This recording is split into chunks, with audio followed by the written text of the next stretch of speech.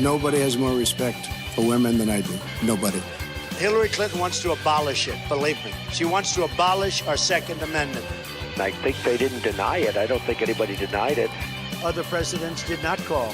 They'd write letters, and some presidents didn't do anything. Many people have come out and said I'm right.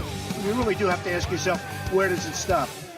Hello and welcome to Fallacious Trump, the podcast where we use the insane ramblings of the fearmonger-in-chief to explain logical fallacies. I'm your host, Jim. And I'm your other host, Mark. A logical fallacy is an error in reasoning that results in bad or invalid arguments. But before we get to the logical fallacy of the week, however, we have to introduce our guest. Yay, drum roll. He's the co-host of Skeptics with a K and the host of Be Reasonable. He's the co-founder of the Merseyside Skeptics Society and the QED Conference, and he's the project director of the Good Thinking Society. It's Michael Marshall. Marsh, welcome to Fallacious Trump. Thank you very much for having me. It's a pleasure to be here. I think this is my first specifically and overtly Trump-themed podcast recording, although I think these days pretty much every podcast or every conversation you have is at least implicitly Trump-themed. So it's nice to put that kind of implicit bias right out there up front. Excellent. And you've got the honour of being actually the first guest that we've had on for the whole show. Yeah. So that's very cool for us as well. Great, and we're very honoured to have you here. I'm here for the duration. If only we could not say the same about Trump. Oh, no, I did it already. There's a reasonable chance he's not there for duration. It's still not a non-zero chance that he's not going to make the duration. That's true. I've got all my fingers and everything crossed. So, the logical fallacy we're looking at this week is argument from ignorance, also known as argumentum ad ignorantium, and negative proof, or as I've been doing the shortcuts, arg from ig. So the argument from ignorance is basically a way of claiming something is true based on information that you don't have. So it's either based on not being able to prove the opposite is true, or just not really knowing what the situation is, and therefore making the claim that therefore your theory is correct, because you can't, that nobody knows what it is, so I'm right. Right. So with Trump, you might think, because he is pretty ignorant about quite a lot of things, that this comes up a lot, and he does like to make these kinds of claims. He tweeted back in November 2016, he said, "In addition to winning the Electoral College in a landslide, I won the popular vote if you deduct the millions of people who voted illegally." Obviously, that was based on no actual information, no evidence. And CNN's senior White House correspondent, Jeff Zeleny, called this claim blatant and baseless and pointed out that Trump has offered no evidence to back it up. In response, Trump fired back, started tweeting about CNN and fake news. And during this tweet storm, he retweeted a 16-year-old from California who had tweeted this at Zeleny. He said, "Pathetic. You have no sufficient evidence that Donald Trump did not suffer from voter fraud. Shame. Bad reporter." Yeah, absolutely, because unless you go through individually every single one of the votes that were cast in the election and prove they weren't fraudulent, you can't say that he didn't suffer terribly from voter fraud. Yeah, absolutely. Yeah, and unless you can prove that, then he was definitely the victim of voter fraud, and he definitely would have won millions more votes. Yeah. So there's two bits there. There's the millions of people. It's a bit like saying, well, if only we'd scored more goals, we would have won. That's all there was. But then he puts the blame to the non-scoring of goals to some other insubstantiated thing. So you've got kind of two things, the millions of people and then that they voted illegally.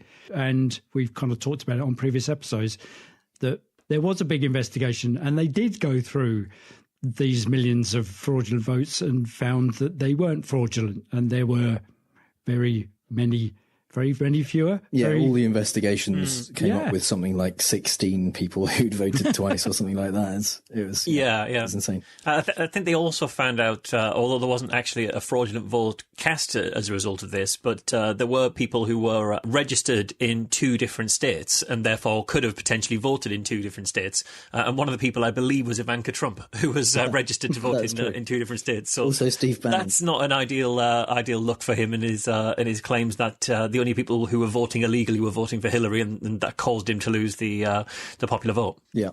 So that's an example of a quite common thing with the argument from ignorance, which is that it overlaps a bit with another fallacy called shifting the burden of proof. Mm-hmm. So where someone is making a claim, especially the more outrageous the claim is, the more incumbent it is on them to provide evidence to back up the claim. And the claim here, the outrageous claim that's being made, is that there were millions of illegal votes, and it's Trump that's making that. So it's the burden of proof is on him to back that up. Just saying you can't prove I didn't suffer from massive voter fraud isn't enough. To say that he did. Yeah. Exactly. Yeah. So another example is when we've talked before about his claim that Ted Cruz's father knew and worked with Lee Harvey Oswald. And previously we've seen how he backed that up by claiming that it was a major publication that talked about this when it was the National Enquirer. And Which Trump would consider to be a major publication, given that National Enquirer is so close to Trump's heart and Trump's bed history. Yeah, absolutely. But when he was actually questioned on this, he backed it up basically, or at least justified the fact that he claimed it by saying this. All I was doing was referring to a picture that was reported and in a magazine, and I think they didn't deny it. I don't think anybody denied it. So he's using the fact that this claim wasn't denied to say that it's probably true. Yeah, or at least it's worth repeating, yeah. Yeah, absolutely. That there's some justification for him to claim it's true, at least. Now, even if he was right that it hadn't been denied, that doesn't work. That doesn't make it true. Yeah. But in fact, as usual, he's not right. 2 weeks before he claimed that, the Cruz campaign said this story is false. That's not Raphael in the picture. Cruz himself said this is nuts. This is not a reasonable position. And Raphael Cruz said it's ludicrous. He was never in New Orleans at that time. So it had been denied repeatedly. 3 times. But even if it hadn't, that the important thing is just not denying it doesn't make a difference. The lack of denial doesn't matter, yeah. It's a very sort of problematic tactic to even take as someone who's putting forward arguments, because it does obviously, if we were to accept that this is a perfectly rational way of finding out truth, is to effectively throw mud at the wall and see which bit doesn't get rubbed off. It does mean that anything you therefore say about Donald Trump and he doesn't explicitly deny must therefore be true. Now, that means you could basically spend the next hour of this podcast saying anything you like about Donald Trump, and unless he listens to this show and one by one goes through all of the claims and rebuts them externally, we know for a fact they're true. So that's something you may want to think about at some point, that you could really uncover some truths, some Donald Trump-style capital T truths on this very show. Yeah, actually, Trump was on Fox News recently, and Janine Pirou asked him if he was a Russian asset, because that question had been raised, and he didn't explicitly deny it. He said that's really very insulting and a ridiculous thing to say, but he didn't say he wasn't. So technically, he must probably be. means he is. That's it. Yeah. Well, that's that kind of journalistic tactic to say, well, he neither confirmed nor denied, which actually is shortcut for he did it. Well, it's sort of tricky, because obviously from a political standpoint, one of the reasons why you wouldn't deny something is you don't want to have to be Ted Cruz. I mean, no one wants to be Ted Cruz anyway, but you don't want to specifically be Ted Cruz to have to stand there and say, by the way, I am not the Zodiac killer, because you're then engaging with the smears and engaging with the ridiculousness of it, and it lowers you to the level of the person who's throwing that mud. So from a political point of view, a lack of denial says obviously absolutely nothing, but even from a logical standpoint, it certainly doesn't make the initial claim true.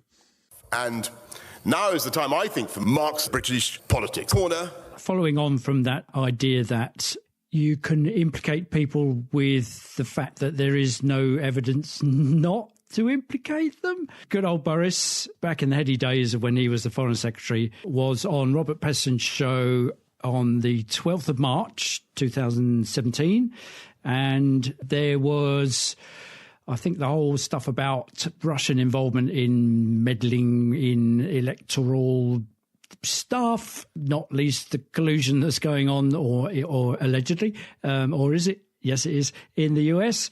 He was on the show and he said this. We have no evidence that the Russians are actually involved in trying to undermine our democratic processes at the moment. We haven't. So why are the security services making that precise warning? We don't actually have that evidence. But what we do have is plenty of evidence that the Russians are capable of doing that. So I think he's holding a position saying, whilst we haven't got any evidence that they actually are doing it, everyone know full well that they could if they wanted to, and they probably are, which as a normal human being is a bit dodgy. See, this one I think is an interesting example because, on the face of it, if these statements are taken in complete isolation, then I would agree this would be an example of the negative fallacy in play. But I actually don't think this is a great example of that fallacy given a wider context when we know for a fact, for example, that Russia has a political... There is a gain in a political agenda to sort of destabilise the kind of democracies around the world that would otherwise have held them to account. And we know for a fact that they have been engaged in trying to destabilise, for example, the American election. So I think this is, once you put this in the context of politics more generally, I think this is perhaps a case that I suspect there is evidence. I suspect they have got evidence of it, but it's not the kind of evidence that you can declare on national television to the world. And so a statement like this is to say, look, we know you're doing it, but we're not about to come out and say this is how we know it, because in order to say that, you might be then compromising the methods of getting there, or it might not be the kind of court level of evidence. So I think this isn't a perfect example of the negative evidence once you put it in a wider context, but in isolation it could be. Yeah, I agree. Actually, I think this, if he was using the lack of evidence to claim that proved what he was trying to prove, then I think that would be a fair example. Yeah. But he is acknowledging the fact, or at least, like Marsh said on TV, he's acknowledging the fact they don't have evidence they can talk about, right? But saying we still believe it. I don't think that's. And I think that context that context is also added to because Peston says, well, why are the security services saying that very thing that they are? So politically, it's not very expedient for him to actually divulge that we do have evidence. The security services are saying as much. But what Boris is doing is building a strong context within which the kind of evidence that they have leads them to think full well that they are actually involved. Does this lead to a kind of counter? Because I'm always interested in how do you counter these kind of fallacies, and is an effective counter therefore to provide a strong context within which you're saying what you're saying?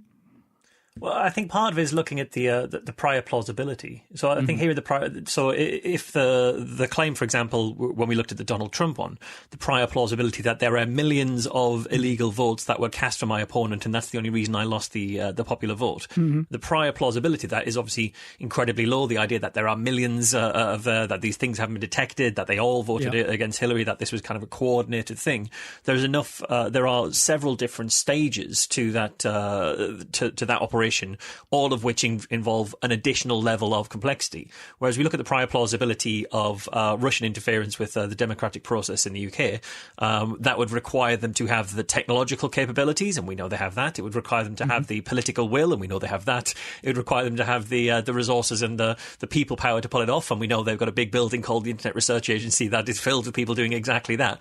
So in each stage, the prior plausibility is there. So I think it's when it comes to an argument or looking at the negative fallacy and saying, is this an example of the negative fallacy or is this not a good example? It's looking at those prior plausibilities. We also have the additional context, of course, that Boris Johnson was a major figure in the Leave campaign. And if he comes out and says, we know that Russia are mucking around with our votes in our elections, he then opens him up to saying, oh, like the one that you won. So I think that's the other thing, is that he's in a bit of a bind there if he has got any evidence that... there's some motivated reasoning going on, definitely, potentially. Yeah. Okay.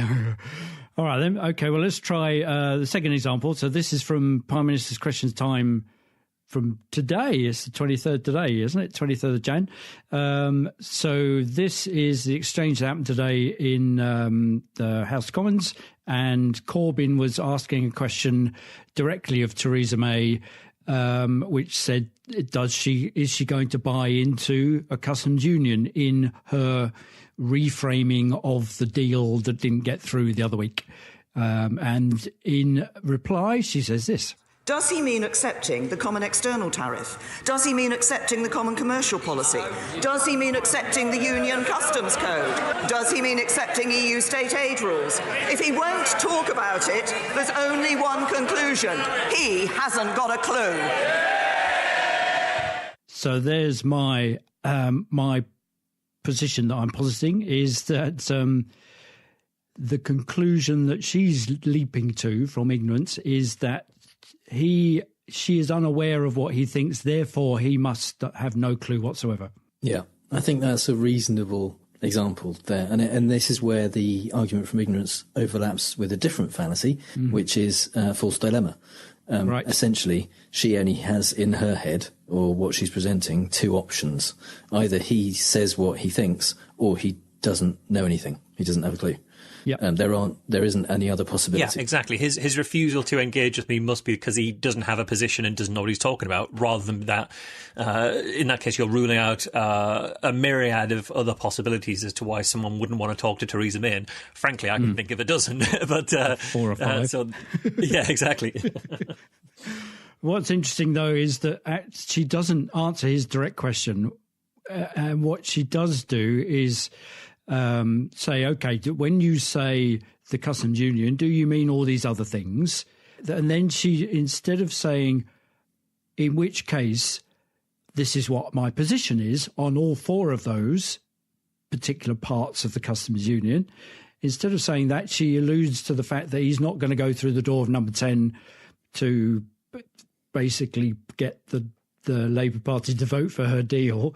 Therefore, he's not talking about it, and that's because he hasn't got a clue. Well, he has, but what we don't know in her saying that is what clue she has about the customs union, and much less how she's going to renegotiate that. Or does she actually mean to pull out of any of those bits of the customs union? She successfully diverts attention by doing by A, not answering the question, and B, doing the false dilemma, and heaping the argument from ignorance upon Corbyn. And avoiding the question and diverting attention is the goal of many logical fallacies. And it's done quite effectively there, because it just means she doesn't have to talk about that. She can push doubt onto Corbyn instead. What did dismay me somewhat is that nobody on the opposition pointed it out. You kind of think, is there another way of countering this stuff by just pointing it out, by just saying, "Oi, May, what you just said was this." That's just is there any mileage to be had in doing that? I think in that kind of instance where it's based on something like a false dilemma, it's based on we don't know, so here's my position. It is okay to point out that there might be other possibilities that haven't been considered. I think that's fair, especially if you can think of specific ones that are plausible. I think where it becomes more difficult is where you're saying that my position hasn't been proved to be false.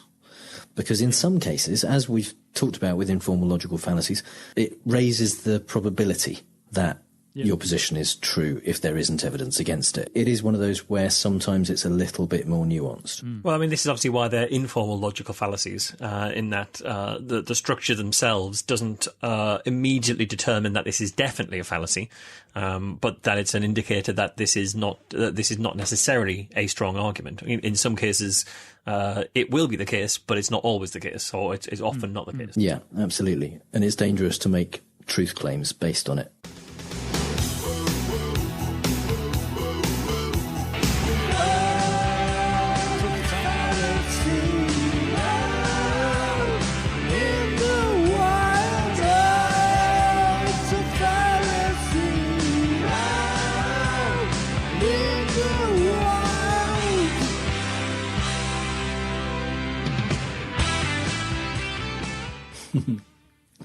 So we are halfway there. We are. It is 20th of January, 2 years ago. Trump was inaugurated. We are halfway through. Which, you know what that means? It means we've only got 2 years to come up with another podcast idea. That was the Trump that was, maybe. Yeah, it could be. So in the Fallacy in the Wild, we like to talk about the Fallacy of the Week from a non-political perspective. And the first example that we've got is from a J.J. Abrams film produced by Steven Spielberg It's called Super 8, and it's set in a town where some weird stuff is going on. 20 microwaves gone from my inventory. Everywhere you look, things are going missing. We've got trains crashing, people vanishing, Belmont County's without power. You know what this feels like to me? This feels like a Russian invasion. Debbie, I don't think that the Russians have anything to do with what's going on in town, but I am calling the curfew because unless of you these can tell me who's concerns. been messing around with our stuff, I say it's the Soviets.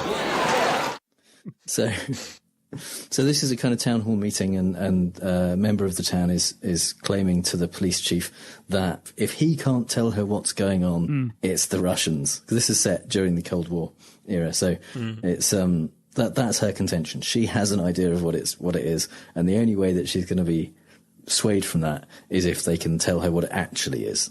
And any level of doubt is kind of unacceptable in that scenario.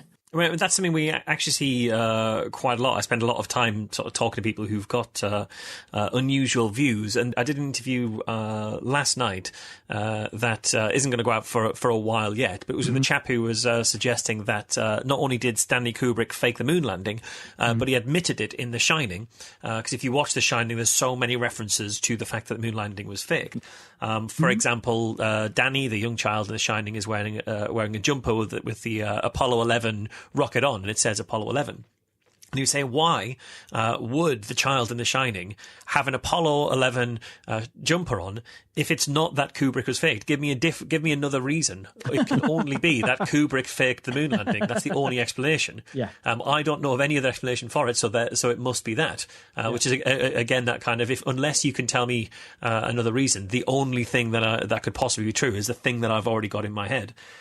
So we see these a huge amount.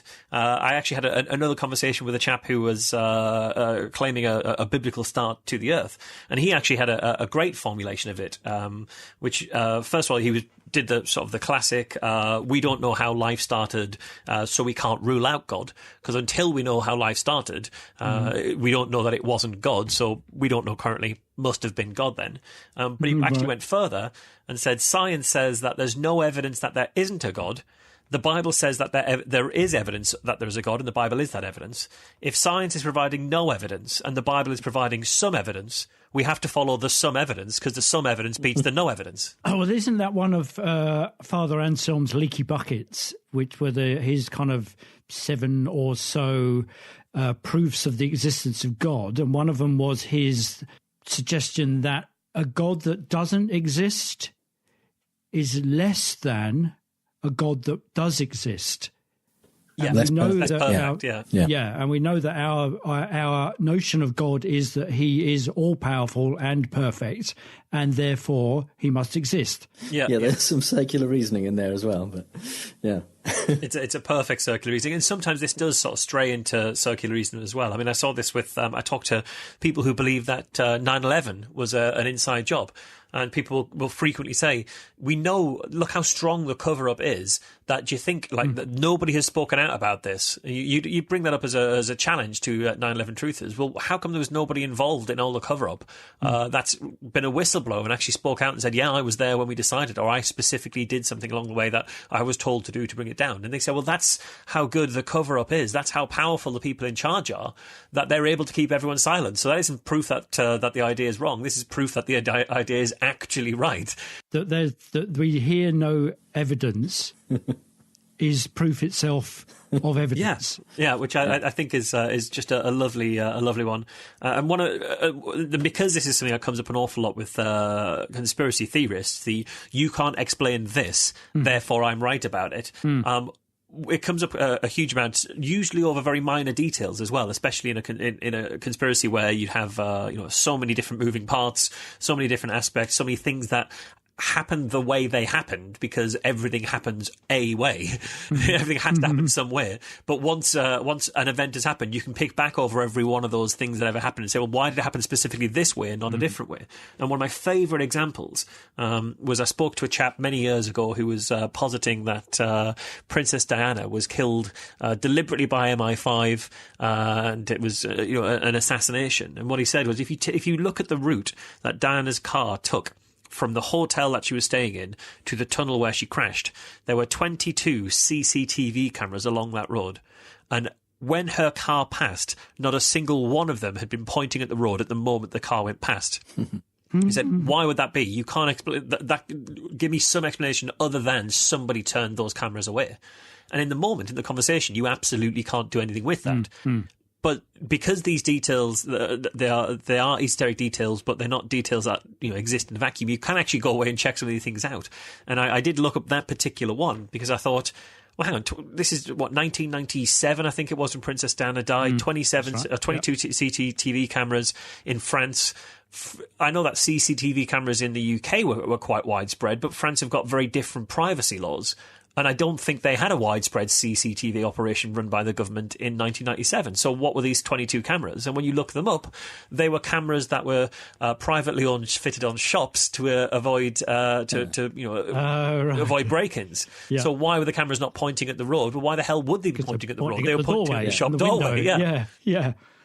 Well, that's, I think, is probably because we've been brought up on a diet of Jason Bourne movies and Bond movies for 50 years, where it is perfectly, and even The Italian Job, where it's perfectly possible to create that kind of mayhem if there's a power that is behind all that. So there is this notion that you can have a Mr. Big, a Blofeld, a mastermind. So long as you think of everything and have unlimited power, then you can pull anything off. Exactly, yeah. And you've got access to absolutely every single computer system in the world.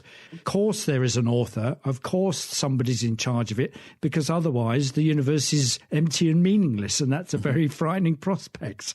Well, I think that's it, and I think it's also we're very much accustomed to the idea that huge, significant events must be driven by huge, significant plans. The most famous woman in the world can't die randomly in a car crash, and two of the most iconic buildings in the world can't be taken down by a dozen people who had spotted a major flaw in the security operations of airlines. That can't be the answer, because it's too, in one case, mundane, and in another case, terrifyingly random, terrifyingly exposed. There must be someone in charge, and things all happen for a reason, because, as you say, otherwise this is just a chaotic system that we're all somehow clinging to. Yeah, and we're so good at seeing patterns. We're too good at seeing patterns. We see patterns where they don't exist, and we're really bad at estimating probability. So so things that seem ridiculously unlikely or ridiculously coincidental actually happen all the time. And when it's a high-profile thing, people kind of latch on to anything that seems odd about it because they assume that can't possibly have just happened.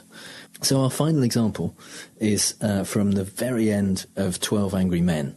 And it's there's 11 jurors now saying that the kid is not guilty, and Lee J. Cobb is holding out, and he's absolutely still convinced of the kid's guilt. And here is what he yells at Henry Fonda, juror number 8. You can't prove he didn't get to the door. Sure, you can take all the time, hobble around the room, but you can't prove it. Henry Fonda has spent most of the film kind of taking down, not always completely convincingly, all of the points against the kid who's on trial. And one of them is that the old man witness who claims that he saw the kid rushing out seconds after the body hit the floor upstairs couldn't possibly have got to the door because he's an old man. He got a limp and it was a long way to his door, and he couldn't have made it in time to see what he claims he saw. And Lee J. Cobb is holding on to the fact that you can't prove it, so therefore the kid's guilty. He's motivated to keep believing this because he's prejudiced against this particular kid and about kind of young people in general because of his relationship with his son. But because he's so motivated, he's so sure that he's right because he can't be proved wrong in this situation. But doesn't that come from the idea that in a court of law, an accused person is presumed innocent until proven guilty? Well, yeah, I mean, that's basically the thesis of the film, is Henry Fonda's character takes that to an extreme and says, look, if there's not just reasonable doubt, but any doubt at all, then we can't convict this kid. And there is a presumption of innocence, and that's partly why when you have this kind of absence of evidence thing, it gets confusing, it gets complicated when you get into legal aspects. And there's two aspects to this, which is, first of all, juries these days, because of CSI and various TV things and films, assume that there will be more evidence available, or assume that there will always be evidence, when sometimes there isn't. They just haven't been able to find some kind of damning smoking gun. But they expect to see more, and they might actually then give more weight to the idea that there isn't enough evidence.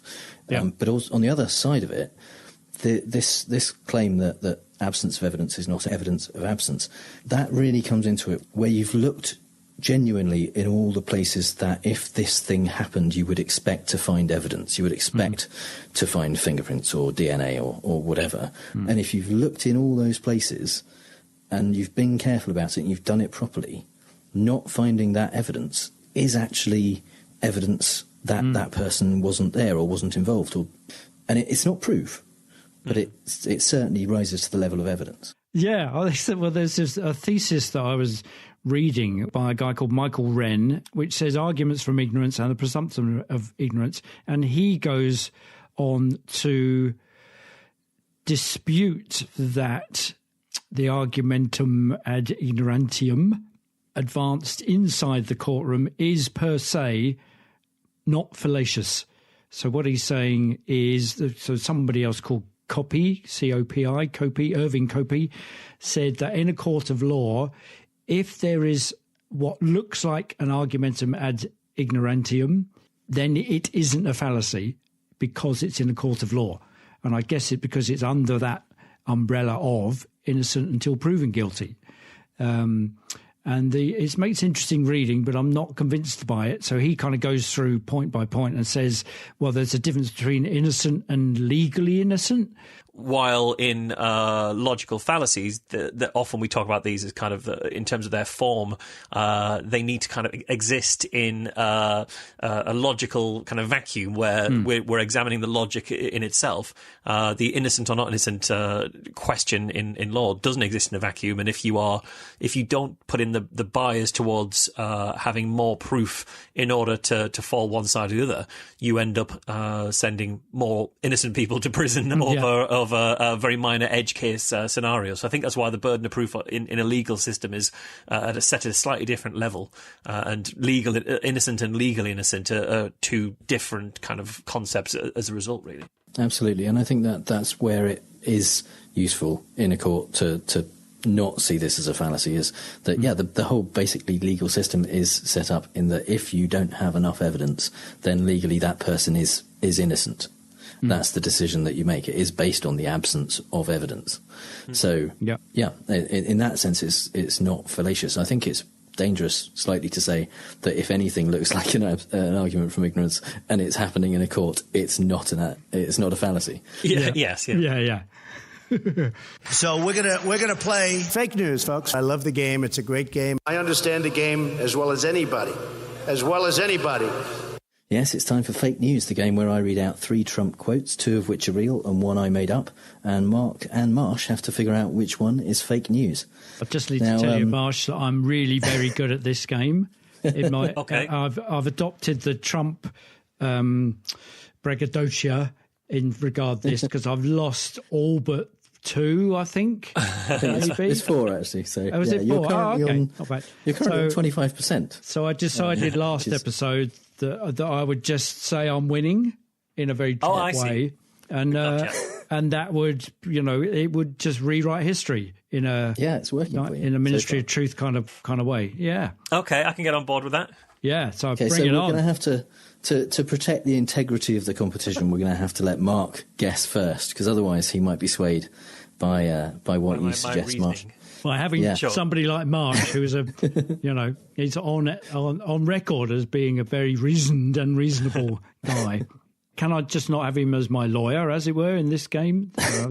What, do you want him for advice? No, you have to do it all by yourself. And if you get the next 2 right, then you'll actually be at the level of random chance. Chance. Yeah. Yes. Yeah. See, I'm the best at random chance ever. There is a theme. There's usually a theme. And we like to keep it light here. So the theme this week is human trafficking. It's actually not technical. I mean, they are all about human trafficking, but that wasn't the theme I chose. What I've realised is one of the ways that you can tell that Trump is making stuff up as he goes along, apart from the fact that his lips are moving, is that he often adds in really quite specific information that is probably not relevant and not something that actually he's been told by anyone, but it makes it sound like he knows a little bit more than he does, and he says this is what you he always does it in a way that there is no way that specific information is possibly even true, but he adds it casually offhandedly, like, oh, I know everything about this, I'm just going to throw out this detail that is clearly bullshit. And so he's been trying with the shutdown and trying to get the wall, he's been trying to do extra fear-mongering about human trafficking this week. And so these are some of the statements that he said. Statement number 1, they get off the road and they drive out into the desert and they come on, they make a left turn. Usually it's a left, not a right. Most of them come out because in San Diego and in areas of California, we just finished brand new walls, beautiful walls, steel walls.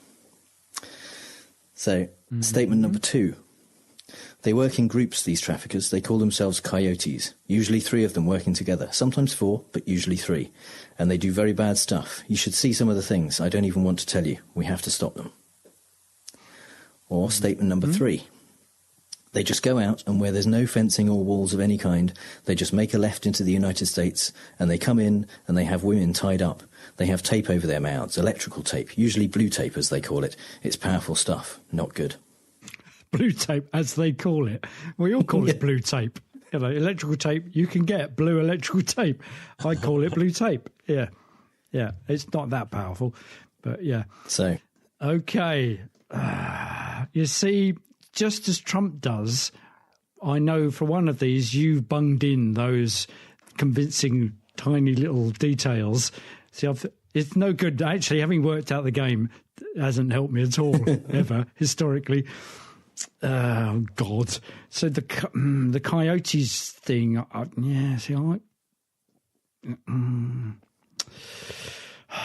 okay, they just go out. There's no fencing or walls of any kind. They just make a left into the United States. Really? Okay. Right. I buy the blue tape Trump thing and beautiful walls. I think number 2 is the one that you made up. Okay. Marsh? What do you reckon, Marsh? So I think number 2 is a legitimate quote. Partly because I think the detail of the coyotes is pretty strong. But I think the thing that gives it away is a Trump thing for me. There's 2 little bits. When he says sometimes 4, but usually 3. That's the classic type of Trump thing where he's equivocating over a minor detail or something. To show that, I know a range of things about this. So I think that's a pretty strong version of it. Similar when he said another very, very Trump thing is to do I know this thing, you don't even want to know what I know. I'm not even going to tell you what I know because that's just a great, a really transparent cover for I don't actually know this thing, but I'm going to try and bluff my way through. Right. So I'm pretty certain number 2 is true. Oh, okay. I think number 3, I'm going to go number 3 is also true. Partly because I think the left in the United States is a tell. It's in 1 and 3, but I think when it appears in 1, I think Jim's monkeyed with that to do the left, not a right, and I think that's picking up on the sometimes 3, not 4, not 3. So I think number 1 is fake, and I think number 3 is legitimate. The blue tape thing, for example, is a classic kind of Trump detail in my mind. So I'm going to put my nickel down on number 1. Right. Okay. And I'm going for 2. So Marsh thinks number 1 is fake news. Mm-hmm. Mark thinks number 2 is fake news. So you both think number 3 is real. Yeah. Yes. So we'll start there. And number 3 is real. They just go out, and where there's no fencing or walls of any kind, they just make a left into the United States, and they come in, and they have women tied up. They have tape over their mouths, electrical tape, usually blue tape, as they call it. It's powerful stuff, not good. As the saying goes, usually blue tape. Yeah, blue tape, as they call it. So that's true. He did say that. Well, it's not true, but he did say it. Yeah, did say just a random collection of stuff, isn't it? Oh, my God. The weird thing about this is this idea of the guys having women tied up and with tape over their mouths. He's mentioned this about 7 or 8 times since about the 4th of January. Right. It's completely made up. Ashley Hubner, Associate Director of Legal Services at the National Immigrant Justice Centre, says, I think his statements are completely divorced from reality. That's not a fact pattern we see. The Assistant Executive Director of American Gateways, a Texas-based immigration and legal services non-profit, said, I have no idea the roots of this. I haven't seen a case like that. The Washington Post and Toronto Star asked about 10 kind of experts who actually work with human trafficking involved in that area around the border. They do not know what this is based on. This is not something that is happening. It's another one of his dreams, isn't it? Yeah. He's just completely built this out of whole cloth and decided it happens. Wow. It's and mad. then made it true in his own mind by repeating it several times. Yeah. And adding is it extra likely that he's details. invented, though, or is it much more likely that he's found that on Breitbart or Fox News or some other incredibly awful right-wing outlet? But he obviously he has to embellish. So, number 3 was real. Yeah. Number 2, Mark, you think is fake news. I do. And number 2 is fake news. Hey! You're correct. Nice. I made that one up. Wow. Yay! We beat Marsh. Oh, my God. Well done. I did. Yeah. Well, no, you did. Yeah. They get called coyotes. I don't know if they call themselves that. As far as I know, they don't work in groups. I've no idea. So I just made that up. Okay. Nice. Wow. Which means that number 1 is a real quote. Blimey. They get off the road and they drive out into the desert and they come on, they make a left turn. Usually it's a left, not a right. Most of them come out because in San Diego and in areas of California, we just finished brand new walls, beautiful walls, steel walls. Why would it usually be a left? Is that true? Have they got? Oh no, they haven't built new walls. There's some fencing, some steel fencing in San Diego area, which hasn't. No, and it's fencing that was started under Obama. And not having a significant impact on immigration in that area. So. No. Yeah, of course. Yeah. Wow. Do you think when Trump was growing up, his dad said to him, you can't go through these walls, and actually it's just a picket fence at the end of the thing? So he's always conflated fences with walls ever since? I mean, you're assuming that Donald Trump's dad ever spoke to him, and I think nothing about Donald Trump's demeanour or behaviour suggests that's the case. That's right. Yeah. Brilliant. So, Mark, having got that one correct, you're 2 in a row. This is my insane. God, there you go. See, I hate to say it, but embracing the Trumpism is, is proving to be no, I'm going to go and wash my mouth out with soap for even saying that.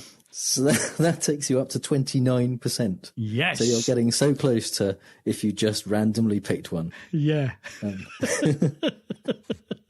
Well, where's the fun in that?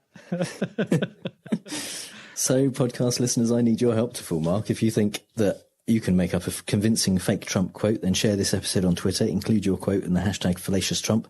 I'll pick the best one and you'll be podcast famous.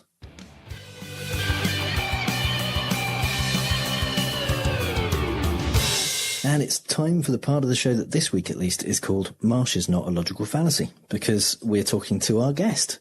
Marsh, tell us a bit about the work that you do at the Good Thinking Society. Oh, blimey. So where to start? Well, Good Thinking Society is a charity that was set up by the science writer Simon Singh. And the idea of the charity is we're there to encourage curiosity, to promote science, and to investigate and discourage and expose pseudoscience. So occasionally that will mean I have to go and have an alternative health treatment done to me, so I can kind of see what they say to people, or go along and see a psychic, or attend alternative events, or sometimes it means that I will try and investigate the evidence behind specific claims and talk to the media, talk to regulators, talk occasionally even to the police if the claims are particularly dangerous. And then another part of what I do is I travel around the country telling people about the work of skepticism and telling people about some of the stuff that we've been doing. So specifically, we were the first first organisation, including the NHS, so the NHS didn't know at the time, to figure out how much money the UK was spending on homeopathy, so remedies that even the government admitted were completely ineffective, because of course they are. There's nothing in a homeopathic remedy. It was actually my Freedom of Information request that figured out that the UK was spending around about £5 million a year on homeopathy. Which, whenever you see those figures in the press, it's actually based off the emails the hundreds and hundreds of emails that I sent and received with local councils and NHS trusts all around the country. And once we knew it was £5 million, I was then able to look at who was funding it, which NHS trusts were funding it, and when the contract decisions were up, and how we could start to challenge that. And we're almost at a place now where homeopathy is completely eradicated from the NHS. A couple of little bits still hanging on, but the vast majority of it is gone as a result of the work that I'm doing with Good Thinking. So yeah, that's the type of stuff we do there. Yeah, I think it's fair to say that you've completely taken down single-handedly homeopathy in the UK. That's reasonable, isn't it? Yeah, that's absolutely reasonable to say. I was listening to the podcast that went out, I think it was New Year, where it talked about there was new legislation that was being put in place, the way that non-mainstream medicine is legislated, policed. You know, I think you've actually that's actually happened as a result of the work of the Good Thinking Society. Yeah, it is. So it's not quite a change in legislation so much as a clarification of charity guidelines is one of the areas that we were looking at. So, for example, if you take a look at we looked at the rules by which an organisation can be a charity, and one of the fundamental principles is that to be a charity you have to do something in the public good. You have to be working to the public benefit, and yet there were significant numbers of organisations whose specific purpose was the promotion of alternative medicine, including some charities that existed specifically for the promotion of homeopathic remedies for victims of HIV and rape in Botswana specifically. So that if your organisation exists to give vulnerable people a sugar pill and tell them it's medicine, that can't possibly be in the public benefit. And yet when complaints were made about these charities, the Charity Commission didn't do anything about it. So we actually pushed the Charity Commission to actually take action. And as a result of that, they reviewed all of their guidelines on what a charity can and can't do and tightened them up an awful lot. And now we're in the position of looking at these new guidelines, which are much, much better in a large number of ways, and having them reapplied to existing charities to say, you've just gone through this 2-year process, the Charity Commission, of rewriting these guidelines, re-examining them, looking at all the evidence behind all the charities, asking all the charities to submit their reasoning behind their understanding of what a guideline should and shouldn't say in this area. And you've come up with the conclusion that charities who promote alternative medicine aren't allowed to say it's alternative. You can't go against the recommendations of doctors. You can only say it's kind of relieving the symptoms like nausea or making people feel comfortable. You can't say it's got to actually do anything. They've got these guidelines, and now it's a case of having them actually apply them to their existing charities, and that's what we're on with. But it should theoretically really tighten up the area of all these charities, because when people see something as a charity, they assume that what that organisation is doing must be effective. It must be legitimate, and people put their faith in charities for that reason. So it's kind of to some degree a betrayal or an undermining of that public trust to allow organisations that are doing things that are against the public benefit to continue, and that's what we're trying to stop. And I think we're starting to make some headway there significantly. Yeah, excellent. And this is a full-time thing for you, isn't it? You're a full-time skeptic. Yes, I think I'm actually technically the UK's only full-time skeptical investigator. As far as I can tell, I think that's what I am. And what I always tell people when I give talks around the country and occasionally around the world is that I tell people that means that sometimes part of my job is to go around the country encouraging groups of strangers to doubt stuff. And whenever I tell someone that's my job, there's always someone looks at me as if to say, that's not really a proper job, is it? And to those people, I'd say, that's how good I am at making you doubt stuff, that you even doubt the validity of my chosen career. Yeah. What can we do, I think, because that's something we're trying to do as well, is to reach people who aren't already critical thinkings, see themselves as skeptics. Obviously, there's a certain level of preaching to the choir for all of the kind of people in the skeptical community, because we're all looking at each other's stuff. But what can we do to reach out to people who don't naturally kind of put themselves in that box? Well, I think there's a couple of things, really, and it is difficult. But I think one of the things is to understand what the effect of our language actually is. So it's very tempting and you know, a lot of fun as a skeptic to say, well, people who believe in psychics, well, they're idiots, aren't they? And these people are grief vampires, the psychics who are preying on grief, and, you know, alternative medicine, well, that's all con men, isn't it? And gullible people, and this kind of language that people, I think, might feel quite cathartic if you're often surrounded by people that believe in that kind of stuff. But if you're reflective of what somebody who doesn't really know either way, or isn't hugely invested either way, or even might be a believer in those things, what they'll think when they hear that kind of language, they'll think, well, this skeptic's awful. This person is very condescending, and it will sort of rebuff people. So I think one of the useful things, if we want to try and get people on board, is to remember the humanity, the people that we disagree with, and to remember that what we care about is trying to encourage more critical thinking, and that might sometimes mean that we make the decision to couch our words in a slightly different way, or we think about how we communicate. But I think it's certainly something for the greater good. And I think it also involves avoiding an overuse of in-group terminology. So if we talk in our own very specific language, that can be quite a tricky thing. And I see that occasionally with online arguments where people ask, you know, this is the Fallacious Trump podcast, so we'll talk logical fallacies for a second. I see it where people are engaging with people they disagree with. And when that person they disagree with makes a fallacious argument, I see people saying, that's an argument from it's an argument ad populum, or an argument ad ignorance, and that's where they stop.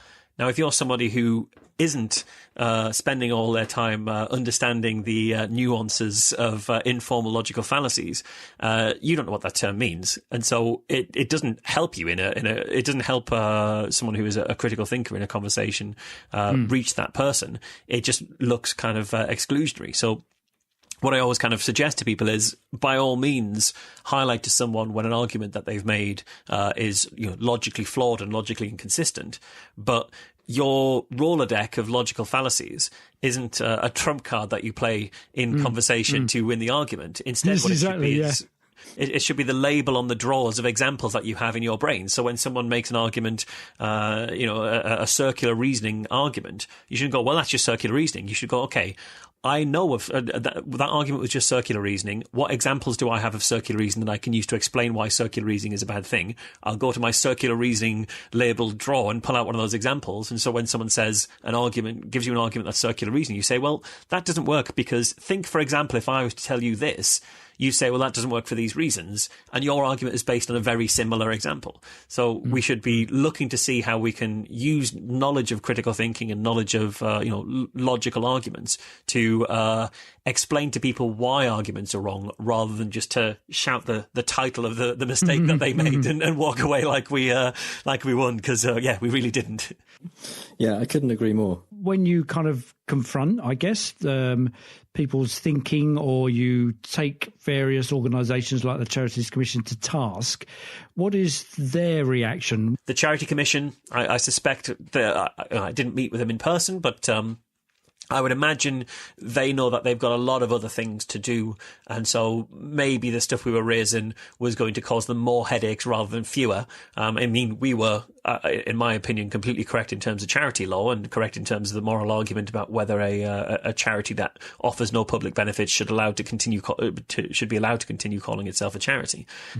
But I suspect they were probably a lot less. The Charity Commission probably a lot less welcoming to our arguments, because they recognise that if they were to agree with us, it would be a whole slew of other work to do at a time when there were lots of other charities doing things that weren't anything to do with skepticism, that were, you know, kids club organisation, a kids charity that was undergoing a lot of investigations and things. So yeah. So that they probably weren't as welcoming. Occasionally, newspapers will publish an article that is deeply problematic, an advertorial for a chiropractor, saying that all your health woes can be cured by chiropractic. And we'll get in touch with the editor of the newspaper and say, did you know that what you're promoting is actually this? And often they'll say, oh, we had no idea about that. Thank you for bringing it to our attention. We'll pull this article because it's not doesn't meet the standards of this newspaper after all. This is normally local papers rather than national papers. Yeah. National papers will normally offer us a right to reply or similar.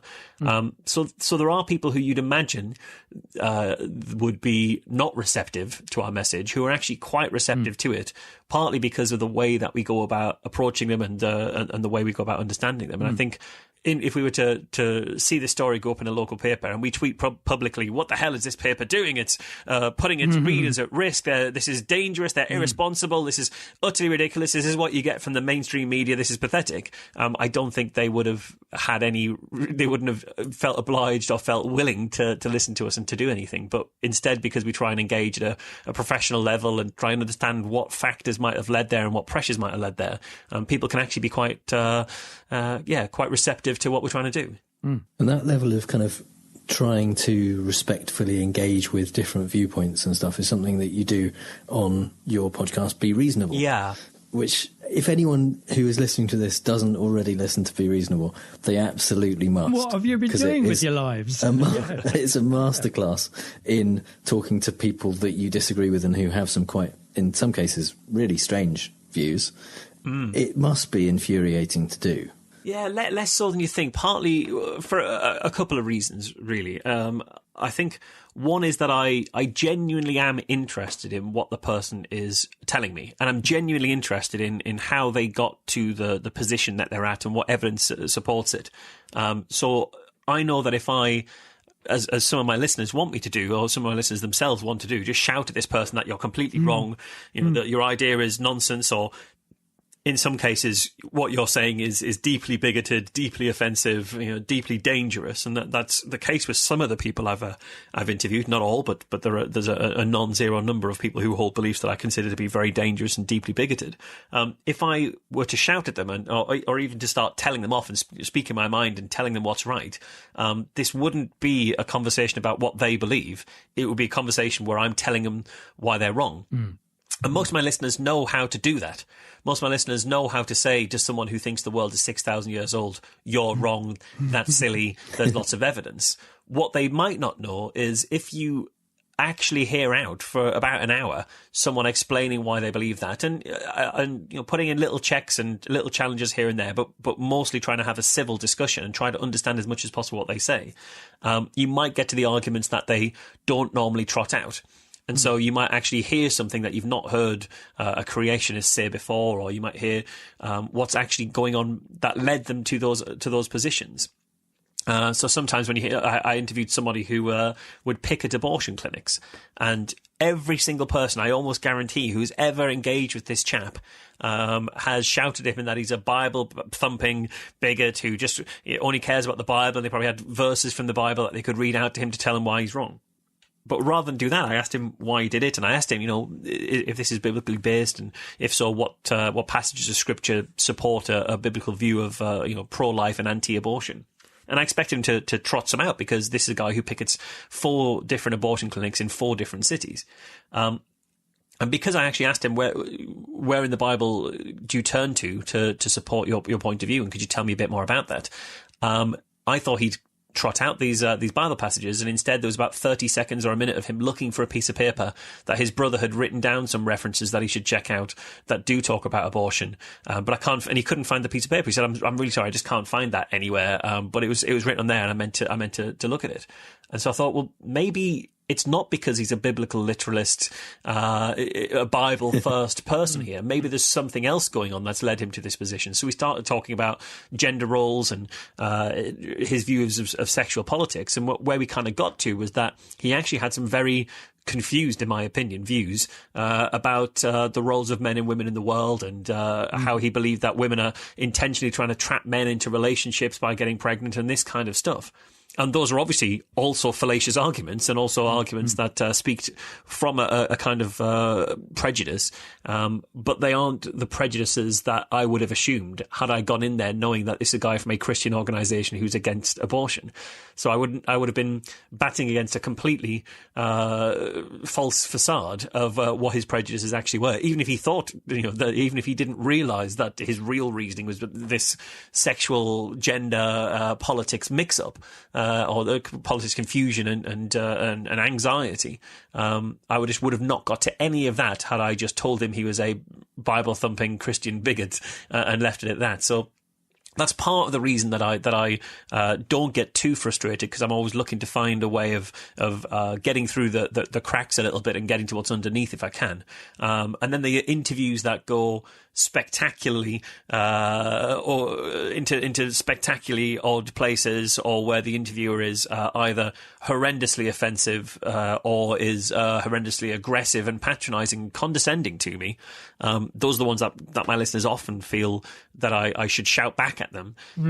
But I just listen to that going, God, my listeners are going to have fun with this one. It's like I know that if somebody's being condescending and patronising to me on my show, I don't have to dismantle that, because my listeners know what the show is and what the show is doing. So I know for a fact that my listeners will hear that. They'll hear that this person is not putting forward their point of view based on evidence and logic and reason. They're trying to bluster their way through with kind of bravado or aggression or other kind of rhetoric and condescension. And my listeners are savvy enough to get that. So I don't need to do that. I can kind of go in other places with that. So yeah, I kind of have fun with it, even the ones that are awful. There's a few of them that do get under my skin, or in a way that make me feel unsure about publishing the episode and afterwards. But by and large, I think I'm normally pretty sanguine about the way the show goes. Yeah, I think what your show does is actually kind of model a way of communicating that isn't just about looking at the world through your own point of view, but advocates that communicating is more about listening to where the other person is coming from. So it's understanding somebody else's point of view, and in the process of doing that, it opens up the possibility of them expressing something different, and you understanding where they're coming from, and equally them understanding what your viewpoint is. So I think that the Be Reasonable podcast is actually a kind of a great example of a way to just communicate better, not just about these kind of issues, but just advocating a new and better way of communicating. Well, I appreciate that. Well, Marsh, where can our listeners find out more about you and hear more of your well, you can find out about the work I'm doing with the charity Good Thinking if you go to goodthinkingsociety.org, and there's pages there that explain all of our different projects and the various things that we're up to. If you want to hear my podcasts, I've got two. There's one called Be Reasonable, which is my interview show where I talk to those people that I disagree with, and that's all up on iTunes and all the places that you get your podcasts from. And I've got another show called Skeptics with a K, which is a three-way discussion with two of my colleagues at Merseyside Skeptics Society, where we'll take a particular news story that we found or an idea that we found and dig into it skeptically. And so that's Skeptics with a K, and again, that's kind of everywhere. I'm sad that we didn't get time to really talk about the Skeptics with a K, because I'm a big fan of that as well. So yeah, I very much recommend that our listeners go over there and check that out too if they haven't already. Oh, well, thank you. Yeah, my co-hosts on there, Mike and Alice, are incredibly smart, diligent researchers who come up with really interesting takes and really sort of detailed takes on things. So yeah, they're very skilled at taking stuff apart and explaining it. So yeah, they're a pleasure to work with. Excellent. Thanks very much, Marsh. Thank you. Thanks for having me. Yeah. And finally, some things we really don't have time to talk about. We're in day 33 of the partial government shutdown, and the polls aren't looking good for Trump. According to Politico, Trump's disapproval rating is now at a record low of 57%. Meanwhile, only 31% of Americans are confident that Russia doesn't have compromising information on Trump. But the part of the poll I find most interesting is a question where they asked about general favourability of Donald Trump. And 40% had favourable feelings towards him, 55% had unfavourable feelings towards him, 4% had heard of him but have no opinion, and 2%, which is 34 people, had never heard of Donald Trump. How is that possible? This was conducted in America, yeah? This is people with access to presumably phones or internet, because they took part in a Politico poll. Yeah. So I don't understand that. In a couple of deleted scenes from the family tit-for-tat psychodrama, The War of the Roses movie, Speaker of the House Nancy Pelosi wrote to Trump, saying because of security concerns he would have to wait until the government reopens before he can deliver the State of Union address. Alternatively, twisting the knife, he could choose to submit his speech in writing, she said. Yeah, right. So he in turn cancelled her access to military transport to fly a group of lawmakers to Afghanistan to visit American troops there. Of course, in the process, he unwittingly, how else does he do things, blew the security cover, significantly increasing danger to the lawmakers, the troops and other government officials supporting the trip, which has been postponed indefinitely. Yeah, way to get everyone on your side, Donald. BuzzFeed News reported that Michael Cohen told the special counsel's office that Trump personally told him to lie to Congress about Trump Tower Moscow. After several hours of reporters saying just how damn impeachable this is, Mueller's office released a rare statement saying that the BuzzFeed story was not accurate, without clarifying which bits they disagreed with. BuzzFeed stands by their story, so all we can do while we wait for the truth to come out is take a quiz to find out what kind of pasta we are. I'm Fusilli. Oh yeah, I'm Conchiglietta. In an interview to help clear up the situation surrounding the BuzzFeed News report that Trump instructed Michael Cohen to lie to Congress, Rudy Giuliani told The New Yorker he believed that the report was incorrect because, and I quote, "I've been through all the tapes, I've been through all the texts, I've been through all the emails, and I knew none existed." Then adding, I shouldn't have said tapes, there were no texts, there were no emails, and the president never told him to lie.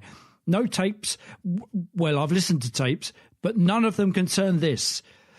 With help like this, who needs colluders? In 2014, Michael Cohen hired an IT firm called Redfinch Solutions to rig online polls, including a CNBC poll to identify the top 100 business leaders in the US. Despite writing a script which voted repeatedly for Trump, the Donald didn't even make the top 100. Cohen used the firm again to set up a Twitter account called Women for Cohen, which tweeted exclusively about how great and sexy Cohen is. I think that's the best part of this story, but it might be that when the owner of Redfinch met Cohen in Trump Tower to collect the $50,000 fee, he was handed a blue Walmart bag containing $12,000 and a boxing glove that Cohen claimed had been worn by a Brazilian MMA fighter. Despite being the chief denigrator of the media as horrible fake news merchants, Trump's own Instagram account has photoshopped a picture of him from his own Facebook account. His right shoulder's been slimmed down, his face is looking thinner, he's even got a haircut, well, a digital one anyway, and Trump's fingers have been made slightly longer. Seriously. Well, if you can't beat them, and do you know what, Donny? You can't. Remember those goalposts that Rudy Giuliani likes to move around about who colluded and whether collusion is a crime? Well, Rudy fired them into orbit this week when he claimed this in an interview with Chris Cuomo. I never said there was no collusion between the campaign or between people in the campaign. I have no idea if I have not. I said the President of the United States. He went on to claim that Trump had never said that there was no collusion between the campaign and Russia as well. So basically their target audience at this stage is that guy from Memento. Who's actually got no collusion tattooed on his chest in mirror writing. Yeah. And of course, we have accepted the invitation, all three of us, to dine at the White House. After all, there's a Trump hotel over the road who can do the catering because the Oval Office catering staff are furloughed. It'll be great. I'm looking at the menu right now. Well, what's on offer? 1,000 hamburgers and then smoked salmon washed down with kofifi. Oh, well, the lukewarm nature of the food will be, of course, offset by the warmth of the president's integrity, humility and self-effacement. Yeah, right, and monkeys fly out of my butt. 1,000 monkeys paid for by me. I think the fast food hamburgers going cold, served on silver trays with kind of platters of McDonald's dip packets served by candlelight is such a brilliant metaphor for the Trump presidency. Yeah. So that's all the bad arguments and faulty reasoning we have time for this episode. I want to take this opportunity to say thank you so much to Marsh for joining us.